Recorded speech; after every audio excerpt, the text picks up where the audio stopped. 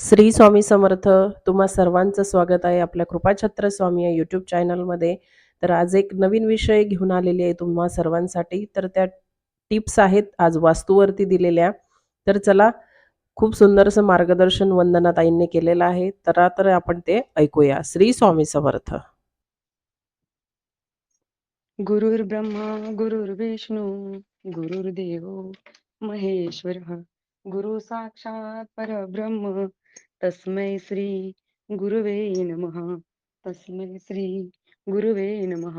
श्री स्वामी समर्थ महाराज की जय. श्री स्वामी समर्थ सर्वांना.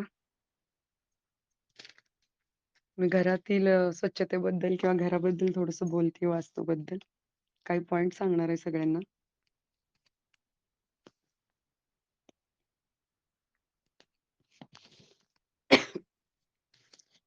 श्री स्वामी समर्थ.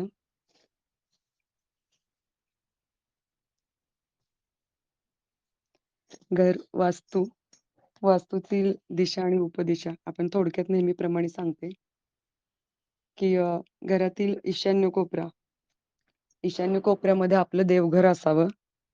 घर किती लहान असू दे किंवा मोठं असू दे, ईशान्य कोपऱ्यामध्ये देवघर असावं आणि ते उंच असं वरती टांगलेलंही नसावं. तर खाली व्यवस्थित त्याला आपण बसून पूजा करता यावी असं देवघर असावं. छोटं असावं किंवा मोठं असावं, पण ते स्वच्छ असावं, नियमित तिथं पूजा वगैरे असावी. आणि त्याच्यानंतर पूर्व मध्य भागामध्ये आपला आपल्या घराचा हॉल किंवा बैठक व्यवस्था असते किंवा पश्चिमेकडे, उत्तरेकडे कुठे का असेना, तर बैठक व्यवस्था जिथं आहे तिथं घरामध्ये एकदम त्या रूममध्ये किंवा त्या हॉलमध्ये एकदम स्वच्छता असावी किंवा कुठल्याही प्रकारचे तिथं गर्दी नसावी, जाळे जळमट वगैरे नसावेत. आणि आपल्या वास्तूमध्ये शक्य तितक्या फिकट रंगाचे रंग असावा. म्हणजे कुठलाही डार्क रंग, काळा, निळा, डार्क लाल रंग वापरू नये. शक्य तितक्या फिकट रंगाचे आपण वापर करावा. आणि किंवा आणखीन घरामध्ये सगळ्यात महत्त्वाचं म्हणजे आपण बघतो की भिंतींना पापुद्रे सुटलेले असतात किंवा खिळे मारलेले असतात आणि ते खड्डे न बुजवता तसेच ठेवलेले असतात. तर ते घर आहे, जसं आपल्या शरीरावर कुठे जखम झाली तर आपण त्याला हळद लावतो किंवा काहीतरी उपाययोजना करून लवकरात लवकर ते बरे होण्याचा प्रयत्न करतो. तसंच घर हे सुद्धा आपण सजीव रूपात तिथं राहत असतो. तर आपणही त्या घराचा तशाच अर्थाने विचार केला पाहिजे. तर घरामध्ये वर्षानुवर्ष कोणाच्या घरी म्हणजे बऱ्याच जणांच्या घरी लहान मुलं असतात. ते भिंतीवरती स्केच काढतात किंवा भरपूर काही असे सगळ्या तिथे चित्र वगैरे काढून ठेवलेले असतात. तर वर्षातून किमान एकदा किंवा 2-3 वर्षातून एकदा तरी घराला छान व्यवस्थित रंगकाम झालं पाहिजे. आणि त्याच्यानंतर तिथं ते खड्डे बुजवले पाहिजेत. जिथं पापुद्रे सुटलेत किंवा सिलिंगला जेव्हा पाणी वगैरे सुटतं, ते पण तिथं मग घराला दोष लागतात. तर तुम्ही तिथं ते म्हणजे घराचं एक प्रकारे आपण काय म्हणतो, की डागडुजी करून घेणं अतिशय महत्त्वाचं आहे. त्याच्यानंतर घरात नित्य होम, हवन किंवा पूजा आपलं जे काही तुमची रोजची नित्य सेवा म्हटलं तरी चालेल, की स्वामींची नित्य सेवा आपण करावी. रोज ऑनलाईन मीटिंग आपल्या ज्या चालू आहेत, त्या जॉइन कराव्या. जे कोणी महिला ताई किंवा दादा ज्यांना जॉबमुळे किंवा कामामुळे, व्यस्ततेमुळे होत नाही, त्यांनी किमान श्रवण सेवा तरी नक्की करावी. त्यानेही भरपूर तुमच्या मनाची मरगळ दूर होते आणि घरातील वातावरण प्रसन्न राहतं. तसेच तुम्ही कितीही घर बदला, कितीही म्हणजे आपलं पोशाख बदला, पण तुमच्या मनातील विचार आणि तुमची विचारधारणा जर बदलली नाही, तर कुठलंच वास्तुशास्त्राचे उपाय तुम्ही केले तर त्याचा फरक पडणार नाही. तसंच घरामध्ये गळणारे बऱ्याच ठिकाणी नळ असतात. ते ठिबक ठिबकत राहतात. तर तो जो आवाज आहे, तो खूप चुकीचा आहे किंवा त्याच्याने वास्तूचे दोष तयार होतात आणि त्याचाही एक घरामध्ये नकारात्मक ऊर्जा तयार होते आणि त्याच्यामुळे आपल्याही मनावर त्याचा भरपूर परिणाम होतो. घरामध्ये ईशान्य कोपऱ्यामध्ये तुम्हाला आणखीन करायचं असेल तर रोज एक स्वच्छ तांब्या म्हणजे लोटा आपला तांब्याचा भरून तुम्ही ईशान्य कोपऱ्यामध्ये भरून ठेवू शकता. दुसऱ्या दिवशी पाणी तुम्ही ओतून देऊ शकता. रोज हे ताजं पाणी भरून ठेवायचंय. अतिशय सुंदर उपाय किंवा आपल्या कुलस्वामिनीच्या नावाने जो आपण कलश ठेवतो, तो सुद्धा तुम्ही तिथं ठेवू शकता. आणि रोज त्याला पांढरं फूल वगैरे वाहू शकता. तसेच ईशान्य कोपऱ्यामध्ये करायचे आणखीन भरपूर हे आहेत, उपाय आहेत. ईशान्य कट वगैरे असेल, तर ईशान्येच्या त्याच भागामध्ये तुम्ही कारंजा म्हणजे किंवा फिश टँक वगैरे ठेवू शकता. जर कारंजा परवडत नसेल, तर त्या ठिकाणी कारंजे असणारे किंवा पाण्याचे फवारे असणारे चित्र तुम्ही लावू शकता. किंवा त्या ठिकाणी मोरपीस तुम्ही लावू शकता. हरिण हे समृद्धीचं अ, समृद्धीचं किंवा वैभवाचं प्रतीक आहे. तर घरामध्ये हरणाचं चित्र तुम्ही लावू शकता किंवा फुलपाखरं, जे पूर्वेकडे उंच उडत जाणारी उत्तर भिंतीला तुम्ही लावू शकता. त्याच्यामुळे मुलांची प्रगती होते. घरामध्ये सकारात्मक ऊर्जा तर राहतेच आणि ते शुभही असतं. तसेच धावणारे घोडे, पण पांढरे शुभ्र घोडे आणि हे जे चित्र लावायचे ते दक्षिण भिंतीलाच लावायचं आहे आणि उगवणाऱ्या सूर्याचंच लावायचं आहे. ज्यांनाही हा उपाय करायचा आहे ते करू शकतात. पण तिथं हा नियम आहे, की महाभारतातील किंवा कुठल्याही युद्धातील प्रसंगाची चित्र लावायची नाहीत किंवा युद्धात उधळणाऱ्या घोड्यांचे चित्र लावायचं नाही. त्याचे दुष्परिणाम बघायला मिळतील. तसेच रोज सकाळी आपण जेव्हा उठतो पहाटे, तेव्हा घरातील सर्व दरवाजे, किमान खिडक्या वगैरे उघडून जितकी स्वच्छ हवा येईल तो प्रयत्न करावा, की उठलं तर सर्व दरवाजे, खिडक्या आधी उघडाव्या. दारामध्ये थोडासा सडा वगैरे किंवा जे आपण उठल्यानंतर घराची स्वच्छता करतो, त्याआधी तुम्ही उंबऱ्यावर थोडंसं पाणी वगैरे मारावं. म्हणजे थोडक्यात सडा करावा. तसेच दारात नेहमी मी सांगते, की दारात 2 कुंड्या हिरव्यागार झुपकेदार पानांच्या असाव्यात. काटेरी झाडे नाहीत. हिरव्या पानांची झाडे, कुंड्या लावाव्यात. अगदीच तिथं समजा ऊनच येत नाही, तर तुम्ही चिनी मातीच्या ज्या कुंड्या आहेत त्याच्यामध्ये तुम्ही अ, प्लास्टिकचे रंगीबेरंगी फुलांची किंवा हिरवेगार पानांची सुद्धा आर्टिफिशियल झाडं तुम्ही तिथं ठेवू शकता. तसेच प्रत्येक घराच्या चौकटीला आपण चौकट म्हणतो, पण बऱ्याच ठिकाणी आता फ्लॅट सिस्टममध्ये उंबरा नसतोच. तर तिथं सागवानचा किंवा कुठलाही उंबरा तुम्ही बसवूनच घ्यावा, म्हणजे तेव्हा ती खरी चौकट पूर्ण होते. नाहीतर ते त्रिकूट आहे आणि मग ती चौकट असूच शकत नाही. चौकट आहे तर सगळं आहे आणि चौकटीमधूनच म्हणजे तुमच्या प्रत्येक वैभवाचं किंवा तिथून देवाण-घेवाण, आदान-प्रदान होत असतं. अ, हॉलनंतर, चौकटीनंतर, प्रवेशद्वारानंतर आपलं स्वयंपाकघर. किचनमध्ये सुद्धा अगदी म्हणजे पिवळा किंवा हिरव्या रंगछटा असणार, पण पिवळ्या फिकट रंगछटा असणारा रंग तुम्ही तिथं देऊ शकता. तसेच तिथे सुद्धा तुम्ही स्वच्छता जास्तीत जास्त महत्त्वाची आहे. तसेच अ, अ, जे धारदार वस्तू असतात म्हणजे चाकू म्हणा किंवा आणखीन कात्री वगैरे हे जे ह्या ज्या अशा वस्तू आहेत, त्या किचनमध्ये एखाद्या ठिकाणी म्हणजे झाकून ठेवलेल्या असाव्यात किंवा ड्रॉवरमध्ये असाव्यात किंवा त्याच्यावरती एखादं आवरण असावं. त्या अशा ओपन ठेवू नयेत. किंवा पॅक करून ठेवावेत. आणि गृहिणी खूप चिडचिड करतात. हा खूप सर्रास सगळीकडे हा अनुभव येतो. तर त्याचं कारण आहे, की किचनमध्ये ती गृहिणी सतत भाज्या चिरणे किंवा तिथे तळणे, कापणे, भाजणे असे बरेच प्रकार असतात. म्हणजे ती दिवसभर किती कांद्यांना, भाज्यांना किती काय-काय ती चिरत असते आणि त्याची एक नकारात्मकता तिला ती शोषली जाते. त्याच्यामुळे गृहिणी भरपूर चिडचिड करत असतात. त्यामुळे तिथं तुम्ही एक शुभ मंत्र लावू शकता. अगदी यंत्र नाहीच भेटलं, तर मोबाईलवर सुद्धा तुम्ही एक शुभ मंत्र तिथं लावून रोज स्वयंपाक करू शकता. तसेच अ, अ, छोट्या झाडं किंवा ज्या वनस्पती असतात, त्या तुम्ही तिथं आग्नेय कोपऱ्यात म्हणजे तिथं जी किचनमध्ये खिडकी आहे, तिथं ज्या छोट्या कुंड्या तुम्ही लावून ठेवू शकता. त्याचाही तुम्हाला खूप छान सकारात्मक रिझल्ट तुम्हाला अनुभवायला येईल. झाडू, सूप हे कुठलेही नवीन व्यक्ती किंवा पाहुणे आले, तर त्यांना लगेच दृष्टीस पडू नये असं ठेवावं किंवा प्रत्येक त्या रूमच्या वायव्य कोपऱ्यात किंवा दरवाजाच्या पाठीमागे ठेवावं. आणि झाडू आणि सूप एकत्र ठेवू नये, कारण झाडू ही आपण लक्ष्मी स्वरूप तिची पूजा करत असतो. तो कचरा काढत असतो आणि सुपली हे कचरा भरत असतं. म्हणून त्याची थोडीशी लांब-लांब ठेवावं. म्हणजे झाडू हे लक्ष्मी स्वरूप आपण मानतो ना, त्यामुळे. तसंच जेवण करताना सुद्धा आपल्या घरामध्ये आपण सगळेजण जेव्हा जेवायला बसतो, तेव्हा अन्नपूर्णा माता ही आशीर्वाद रूपाने म्हणजे आपल्याकडे ते अन्न आलेलं असतं आणि ते आपण ग्रहण करत असतो. तेव्हा कधीही कुठली भांडणं होऊ नयेत याची काळजी घ्यावी. किमान शक्य तितकं कमी बोलावं आणि म्हणजे जेवता-जेवता समजा तसं काही झालंच तर पटकन अन्नावरनं उठून जाऊ नये.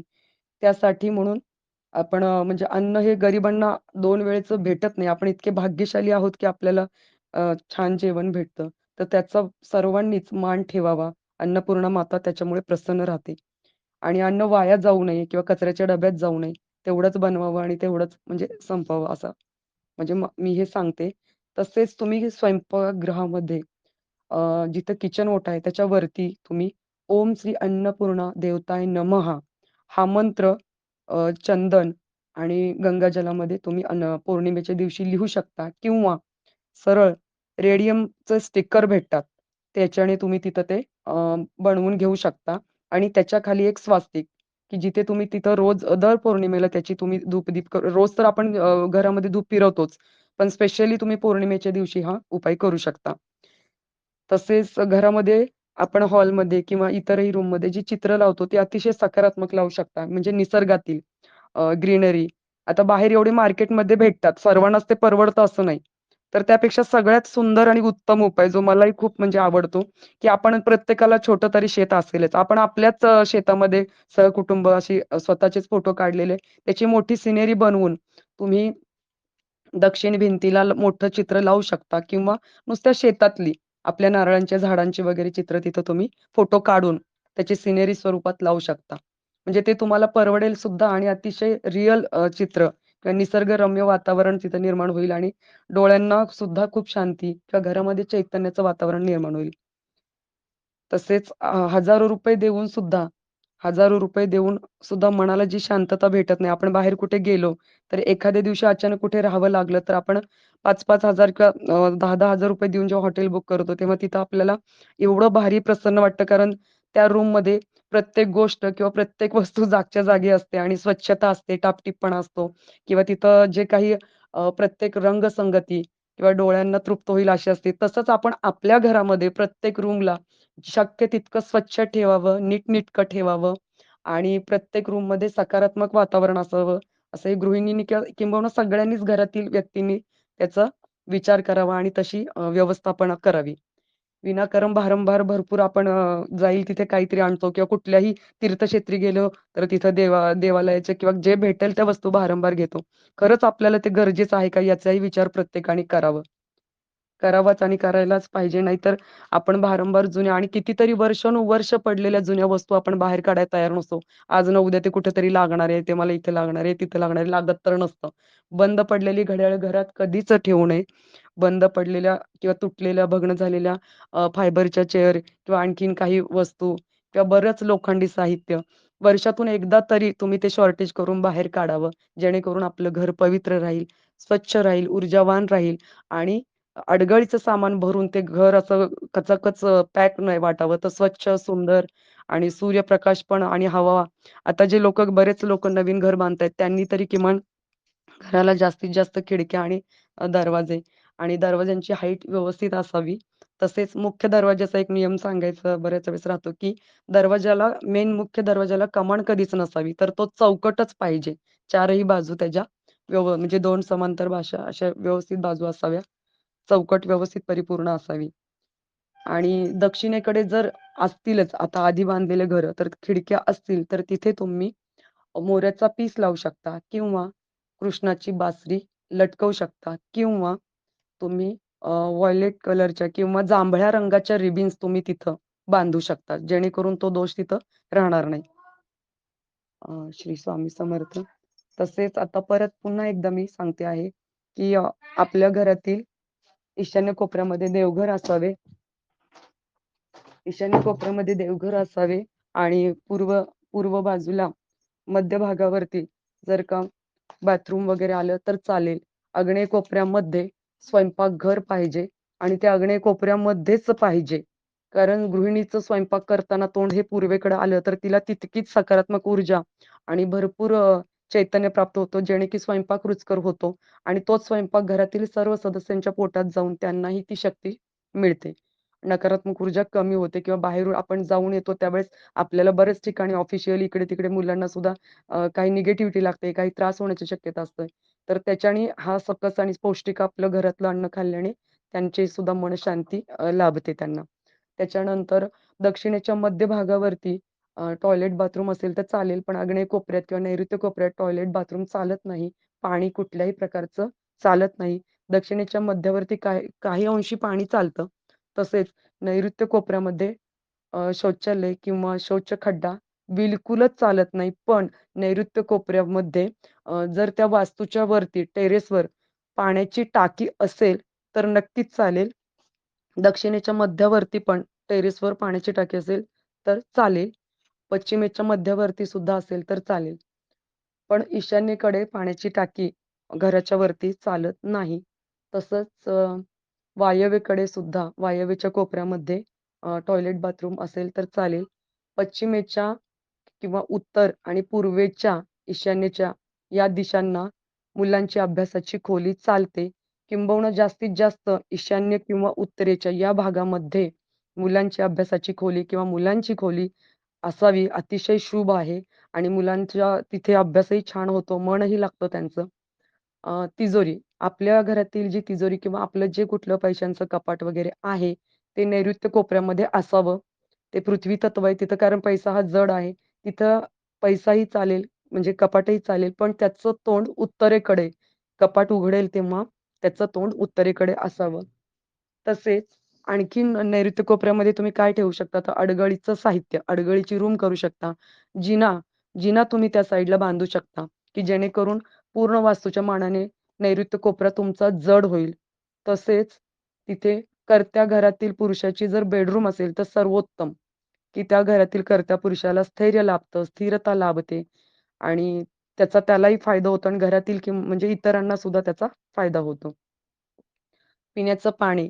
पिण्याचं पाणी हे ईशान्य कोपऱ्यामध्ये असावं किंवा किंवा किंवा त्या खोलीच्या स्वयंपाकघराच्या त्या ईशान्य कोपऱ्यामध्ये असेल तरी सुद्धा चालेल. पण आग्नेयेकडे किंवा नैऋत्येकडे किंवा दक्षिणेकडे पाणी चालत नाही.